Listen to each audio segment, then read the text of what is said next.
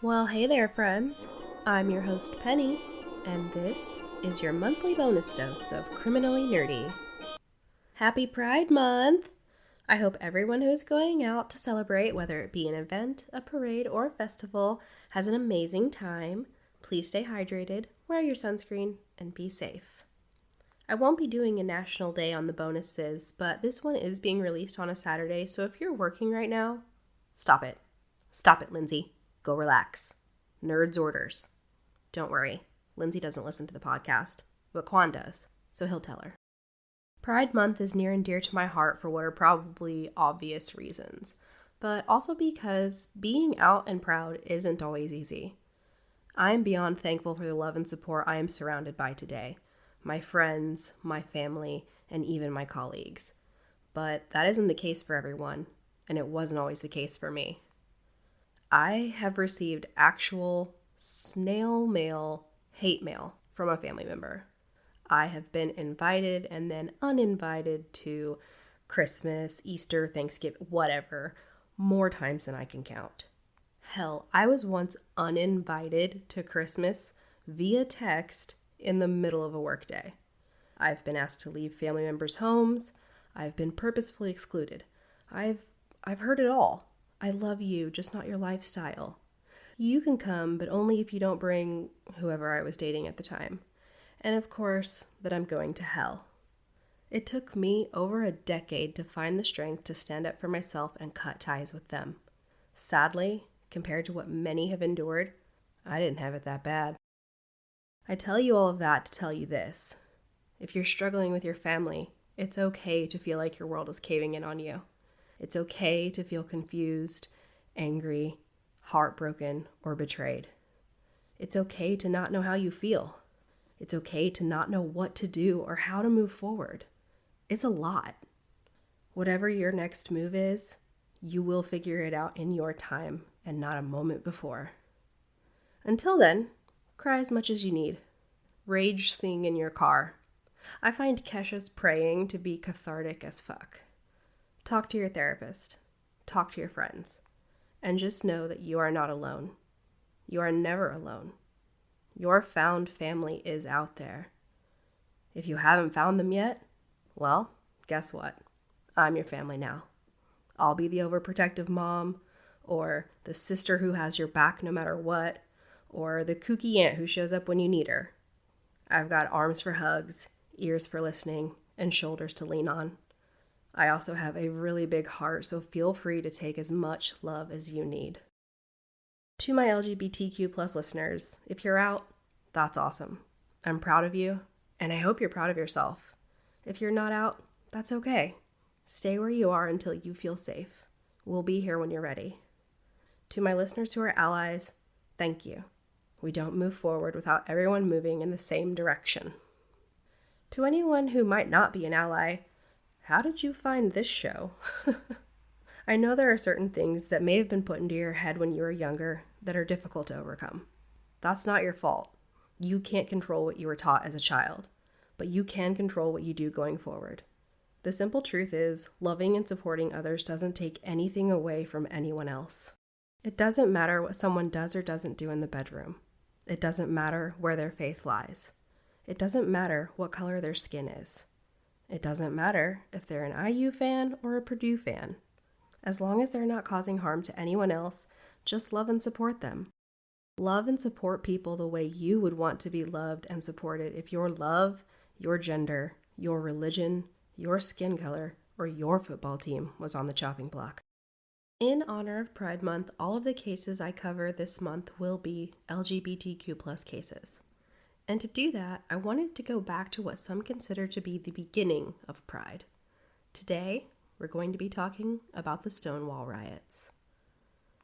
On Friday, June 27, 1969, 4 plainclothes officers entered the Stonewall Inn, a known gay bar on Christopher Street in Greenwich Village, New York. But before I tell you what happens next, let's talk about what had been happening before. Homosexuality or same-sex activities were illegal in the United States. One statistic that I found was that between 1947 and 1950, just 3 years, 1,700 federal job applications were denied, 4,380 people were discharged from the military, and 420 were fired from their government jobs just for being suspected of being homosexuals. Very few places allowed out or even suspected gay people to enter their establishments. The FBI and police departments kept lists of known homosexuals and the places they frequented. The U.S. Post Office kept track of addresses where material pertaining to homosexuality were mailed. Our tax dollars being put to good use, as always. Bars and nightclubs that served openly gay or suspected gay men, lesbian women, or transgender persons were shut down. Their customers were arrested, fined, and outed by having their names and photos splashed across newspapers. Even wearing opposite-gendered clothing was outlawed. Who has that kind of time? Hobbies, people. You need hobbies. In 1952, the American Psychiatric Association listed homosexuality in the DSM as a mental disorder. It was not removed until 1974. Today, the opposite is true, and it is homophobia that is an indication of a mental and/or personality disorder. The most common type is internalized homophobia, which, according to a paper published by Meyer and Dean that can be found on the National Institutes of Health's website, represents a gay person's direction of negative social attitudes towards the self and, in its most extreme forms, can lead to the rejection of one's sexual orientation. Thou doth protest too much, methinks. Since establishments couldn't openly cater to the LGBT community, the Stonewall Inn was owned by the Genovese crime family. Don't get it twisted, though. The mafia was not some great defender of the community. They were there to take advantage and make money. They could not care less what happened to anyone who entered their establishment. The Stonewall Inn was kind of a shithole. It made the 10 look like a classy joint. It had no running water, only a bucket of water that they would rinse glasses in and reuse them. The toilets were constantly overflowing, so there was standing water in the bathrooms all the time. The windows were covered with plywood and the walls were painted black. It was dark and dank. I've seen some say that this is part of the reason that people were so fed up. They're tired of having to skulk around and drink in places like this. They just wanted to have normal drinks in a normal bar. Almost like gay people are just normal people. Stonewall also didn't have a liquor license. Once a week, a police officer would collect a payoff for them serving watered-down, overpriced drinks in dirty glasses. Yeah, I'd be fed up too. But it was the only club in New York City where gay men could dance, which was their big draw. With the clientele being a mix of ages and ethnicities, the dancing, and its location in Greenwich Village, Stonewall was the gay bar in the city. Though they were paying off the cops, it didn't stop Stonewall and bars like it from being raided on a regular basis. So regularly that the Stonewall had just been raided the previous Tuesday. Sometimes owners would be tipped off ahead of time. If they weren't and police were spotted, lights inside the bar would turn on as a signal for everyone to stop dancing or touching before the police got inside. Once inside, the police would line everyone up and check their IDs. After having their IDs checked, patrons would be released to go home. Anyone without an ID or who was dressed, quote, in drag, would be arrested. Employees were often arrested too, so when raids would begin, if they hadn't been tipped off, they would hop over the bar and pretend to be customers. The plainclothes officers came back after about an hour. An hour. What kind of fun were you guys having? I see you. They advised that there were gays inside, drinking and dancing. What a travesty. Send in the moral squad. I'm kidding. The public moral squad waited outside. At 1:20 a.m. on Saturday, June 28, 1969, 2 patrol officers, along with Detective Charles Smith and Detective Inspector Seymour Pine, entered the Stonewall Inn. There were around 200 patrons in the bar that night. The music was turned off and the lights were turned on. And that's about all that would be typical during this raid. Some tried to run, but police had barred the doors. Those they were trying to arrest refused to go with the officers, and those being asked for their IDs were refusing to produce them. Police decided that the lack of cooperation meant that they were going to have to take everyone to the police station. So let's talk about IDs for a minute. Having to produce identification marginalized certain groups, particularly trans women whose IDs would show them as male, and people of color who police knew that at that time would be less likely to have identification. So basically, it was an excuse for police to arrest trans women and people of color.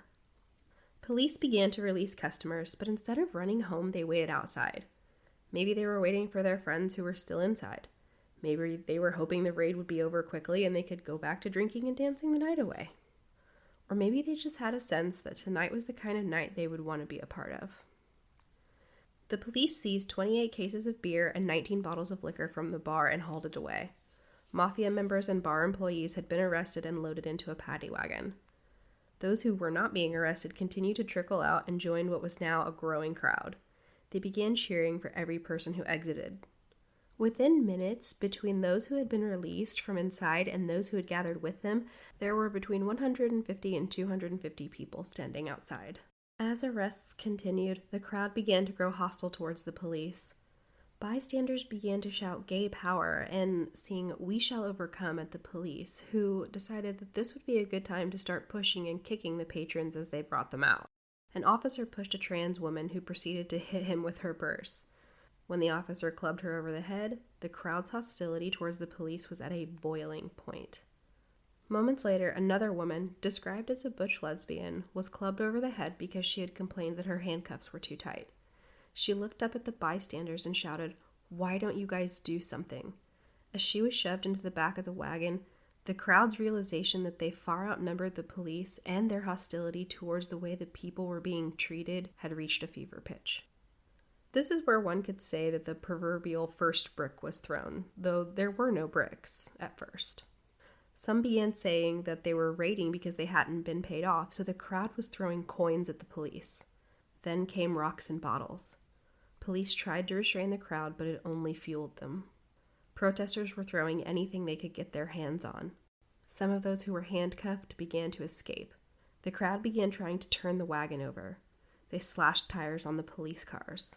The commotion had attracted more people, and there were now between 500 and 600 people ready to riot. In David Carter's book, Stonewall, The Riots That Sparked the Gay Revolution, Michael Fader, who was present at the riots, says, quote, "We all had a collective feeling like we'd had enough of this kind of shit. It wasn't anything tangible anyone said to anyone else. It was just kind of like everything over the years had come to a head on this one particular night in this one particular place. It was not an organized demonstration. Everyone in the crowd felt that we were never going to go back. It was like the last straw. It was time to reclaim something that had always been taken from us. All kinds of people, all different reasons, but mostly it was total outrage, anger, sorrow, everything combined. And everything just kind of ran its course. We weren't going to be walking meekly into the night and letting them shove us around. It's like standing your ground for the first time and in a really strong way, and that's what caught the police by surprise. There was something in the air. Freedom a long time overdue, and we're going to fight for it. It took different forms, but the bottom line was we weren't going to go away, and we didn't." Surprised they were, and terrified. 10 officers barricaded themselves and several handcuffed detainees inside of the Stonewall Inn. Kind of ironic, isn't it? Protesters hurled bottles, rocks, and even garbage cans at the building, breaking the windows. A garbage can was lit on fire and pushed through one of the broken windows, and rioters began squirting lighter fluid on the building. Officers tried to disperse the crowd with a fire hose, but there was no water pressure, so the protesters actually played around in what little water came out.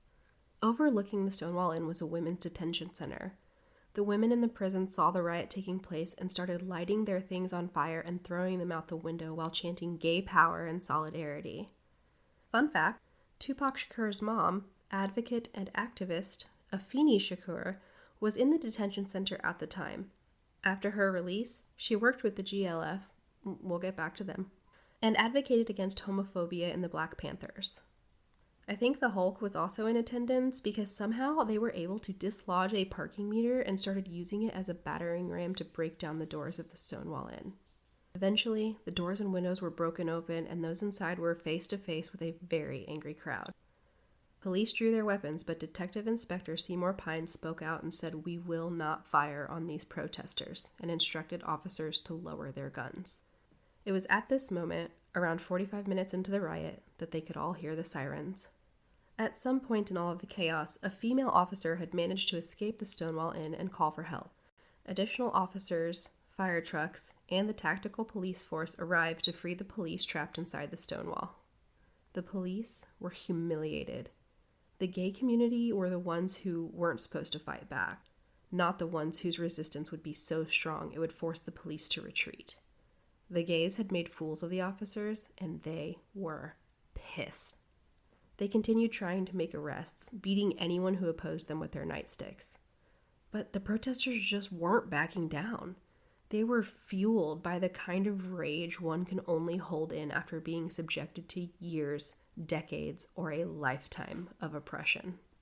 The officers tried to clear the streets, but the protesters would navigate through the neighborhood and circle back around behind them, which just picturing is so hilarious to me. And then they taunted the police by forming kick lines and chanting and singing. Kudos. I can't kick or sing, let alone both, at the same time, while standing up to officers in full riot gear. You should be able to put that kind of talent on a resume. Around 4 a.m., the protests died down. 13 people had been arrested. Some protesters were hospitalized. 4 police officers were injured. The Stonewall Inn was in tatters. But there was still an electricity in the air. One protester was quoted as saying, "There was a certain beauty in the aftermath of the riot. It was obvious, at least to me, that a lot of people really were gay, and this was our street." But this was only the beginning. One of the owners of the Stonewall gave a protester a piece of chalk and told him to go around Greenwich Village and write on every surface he could, "Tomorrow night, Stonewall protest." Activists called media outlets and told them they needed to get down to Christopher Park and cover what was happening. And cover them they did.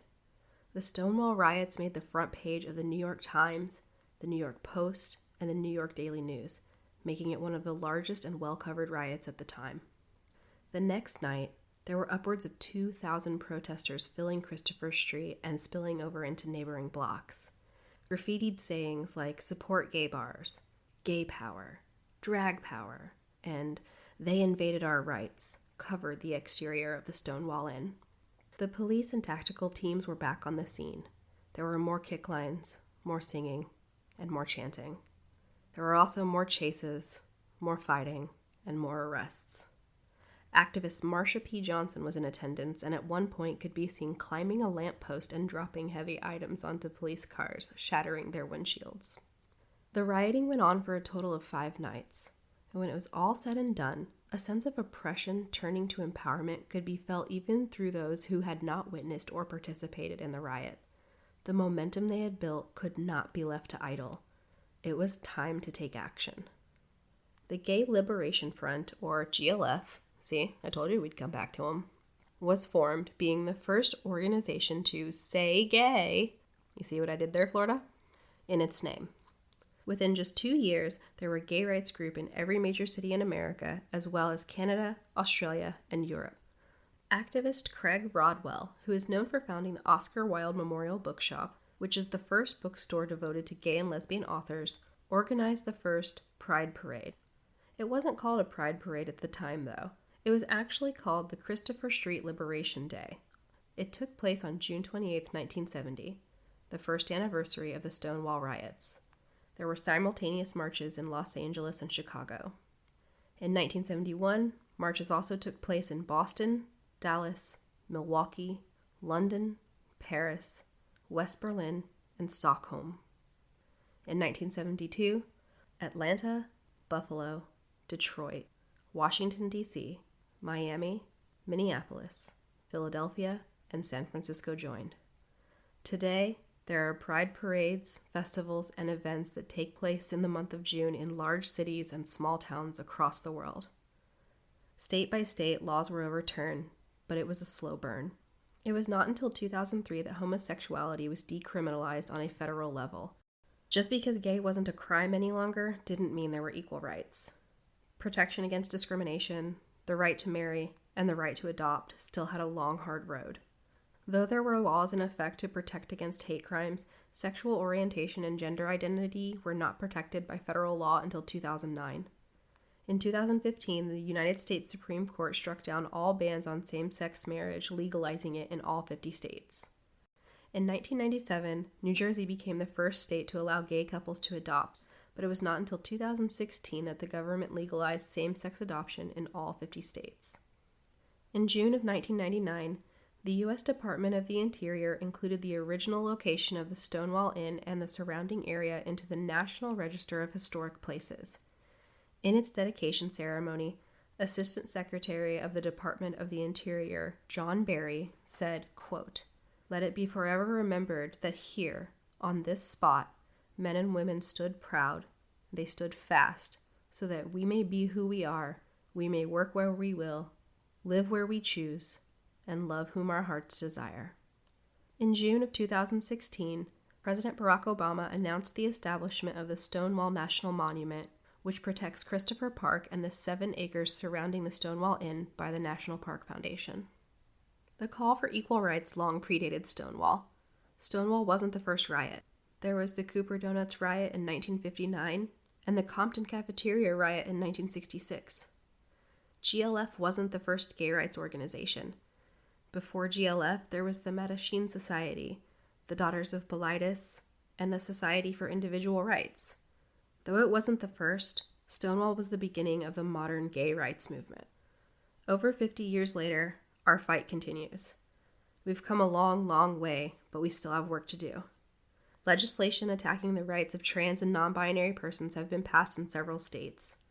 LGBTQ+ persons and allies are needed now as much as ever to stand up and speak out about discriminatory practices, laws, and lawmakers. That's all I've got for you today, my guys, gals, and non-binary pals. Please make sure to subscribe wherever you're listening so that you never miss an episode, like this coming Monday when we take a look into the heartbreaking true story behind the movie Soldier's Girl. And if you like what you're hearing, please be sure to drop a 5-star. It really helps the podcast. You can find me on Facebook and Instagram at Criminally Nerdy Podcast, Twitter, X, whatever, at Crime Nerd Pod, or shoot me an email anytime at criminallynerdypodcast@gmail.com. Till next time, keep it nerdy. This is what happens when you try to record when you're recovering from a cold. Shit.